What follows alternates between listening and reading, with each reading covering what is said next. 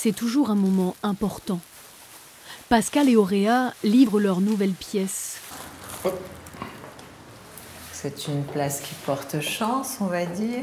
Un piédestal porte-bonheur car la précédente est partie chez un collectionneur à New York.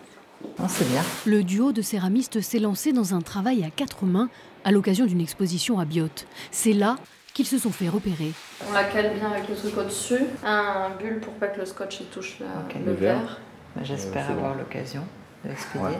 Je trouve que c'est vraiment toujours très gracieux et très étonnant comme mélange.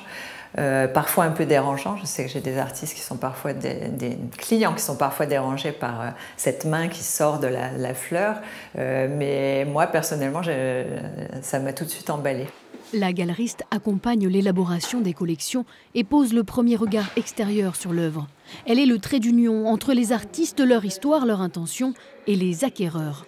Ils aiment bien avoir des anecdotes sur la façon dont l'œuvre a été créée. Là, ce que j'aime bien dire, c'est que c'est un couple et qu'ils s'apportent mutuellement énormément et ça se sent dans chaque œuvre.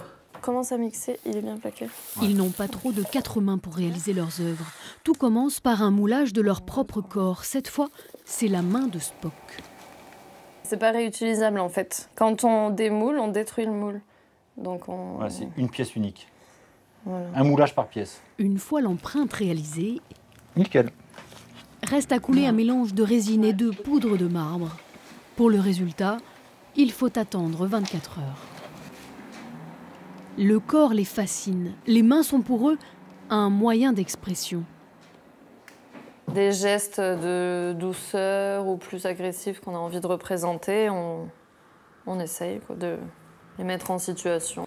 Pour l'instant, Auréa et Pascal créent le soir, après leur journée de travail. Ce serait top si on arrive à être en galerie, dans d'autres endroits, vendre régulièrement et pouvoir vivre de ça. Nous, ce serait un rêve. Finalement, qu'importe, leur passion, elle, est à temps plein. En faire son métier est un idéal. Être artiste, c'est transmettre des émotions par les œuvres.